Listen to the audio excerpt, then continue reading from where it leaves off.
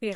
You wanted the inside scoop on this year's Nobel Prize in Physics, and, well, let's just say the internet has thoughts. Yeah. Yeah. We're diving into the world of artificial intelligence, or more specifically, the debate surrounding John Hopfield and Geoffrey Hinton winning the prize Right. for their work on artificial neural networks. Yeah. And what's so fascinating here is that at first glance, this award might seem like it belongs in computer science, right? Yeah, And that's exactly the debate that's happening right now. So to really unpack it, we need to start with the Nobel Committee's reasoning.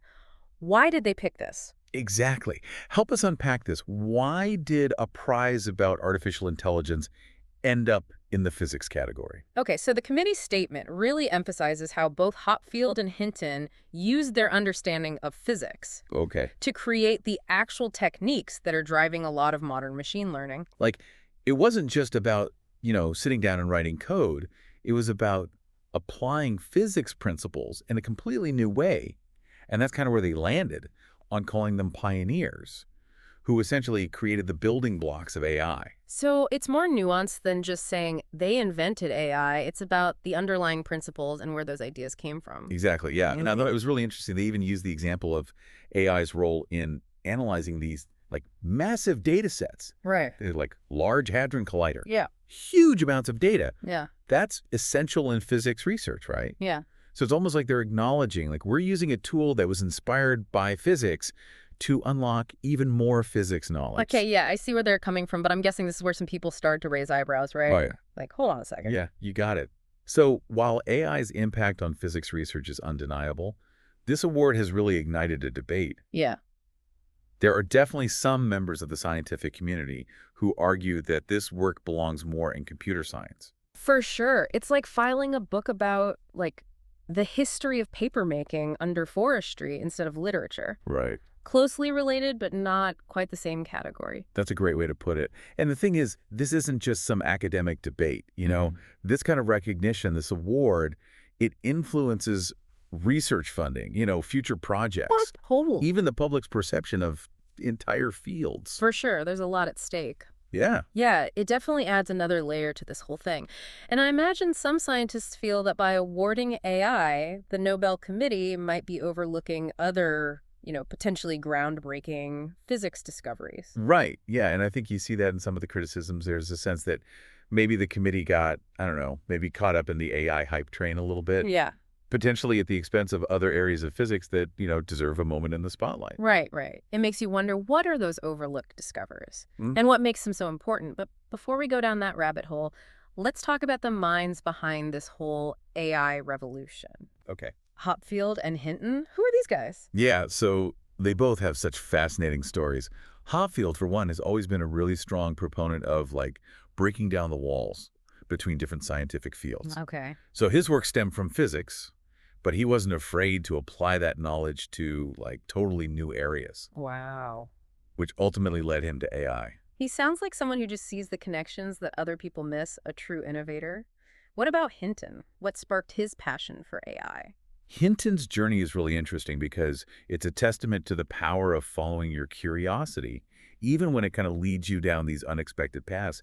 He actually started as a psychologist, Wow. fascinated by the intricacies of the human brain. That's such a cool connection, to go from trying to understand the brain to creating artificial ones. What an aha moment that must have been. Absolutely. And thankfully, he stuck with it, even when, like, other people doubted him.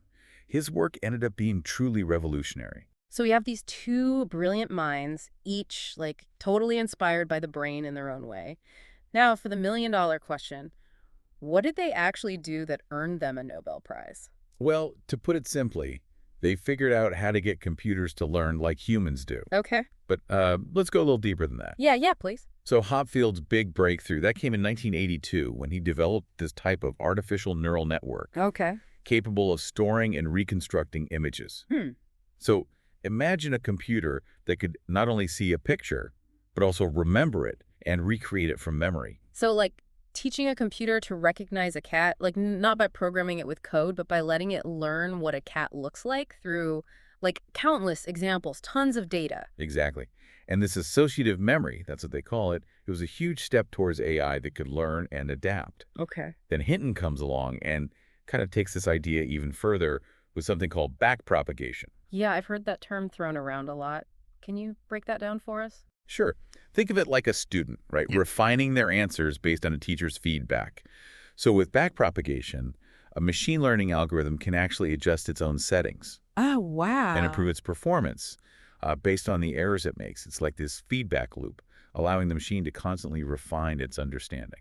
So it's almost like the AI equivalent of practice makes perfect, right? Like Yeah, the machine learns by doing, making mistakes, and then adjusting its approach until it gets it right. that's a great way to put it. And this technique, developed by Hinton, became absolutely fundamental to the way AI learns today. To like dig a little deeper. Yeah. Imagine each connection in a neural network has a weight, right? And this Yeah. represents its strength. Okay.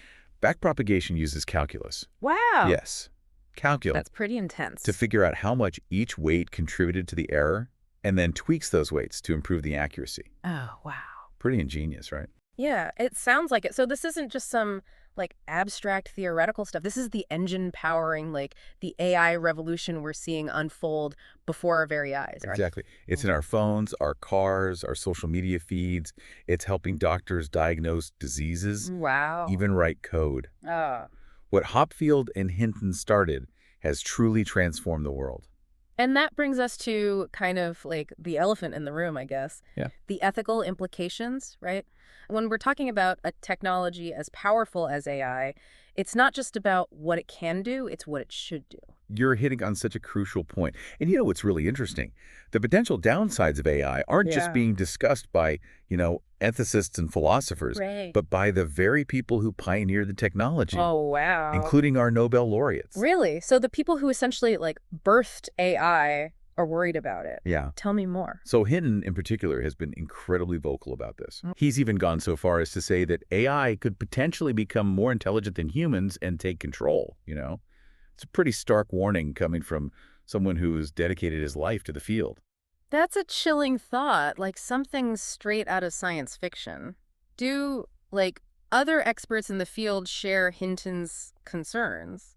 I mean, while Hinton's views obviously carry significant weight, it's important to remember that the AI community isn't a monolith. There's a whole spectrum of opinions out there. Okay. Some experts believe that we're still a long way off from AI reaching a level of intelligence that could pose an existential threat. So it's not necessarily a case of, like, the robots are going to take over, but more like a nuanced discussion about the potential risks and, like, how to mitigate them. Exactly, and it's a discussion we need to be having now while AI is still in its relative infancy. Right. We need to be considering the potential consequences of our creations and proceed with a healthy dose of caution. Like, what are the guardrails that we need to put in place? How do we ensure that AI is used for good and not for harm? Yeah, it's like we're at this crossroads, right, where we've created this incredibly powerful tool, but now we have to figure out how to use it responsibly. It almost reminds me of, like, the debates surrounding nuclear energy. It's a really apt comparison. And actually, Hopfield himself has drawn parallels between AI and discoveries like nuclear energy, viruses, right? Things that have the potential to both help and harm humanity. Right. It all comes down to what we choose to do with it.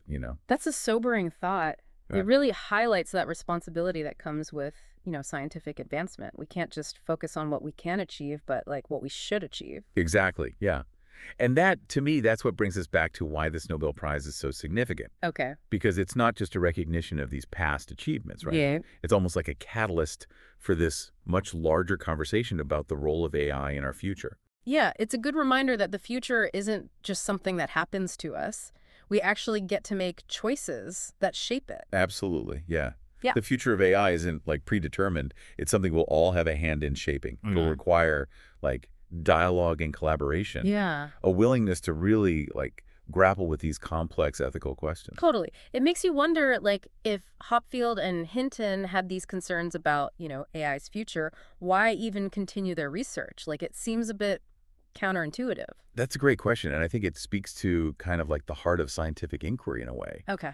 It's possible, right, that by continuing their work, they felt like they could gain a deeper understanding of like AI's potential and maybe even help kind of like nudge things in a more positive direction. It's like they wanted a seat at the table, not just to advance the technology, but also to be part of these really important conversations about, the implications. Exactly. And I think their story is a powerful reminder that scientific progress isn't always linear. It's not always predictable. Sometimes the people making the groundbreaking discoveries are the first ones to raise their hands and say, hold on, we need to think about this. It's a good reminder for all of us, really. As AI becomes more integrated into our lives, we have this responsibility to, like, stay informed and ask tough questions, right? Yeah, And be, active in shaping, the future we want to see. couldn't agree more. It's about finding that balance between, harnessing the power of AI while also making sure that it aligns with our values and ultimately benefits humanity as a whole. That's a perfect note to end on. So, for you listening, as you go about your day, maybe interacting with AI in ways big and small, remember the story of Hopfield and Hinton. Their journey really reminds us that just understanding the how behind these technologies isn't enough. We've got to grapple with the why. Yeah, because the future of AI isn't set in stone. It's a future we all have a part in creating. And that's a wrap on this Nobel Prize deep dive. We hope you enjoyed exploring the frontiers of physics, AI, and, well, the big questions they both raise about the future.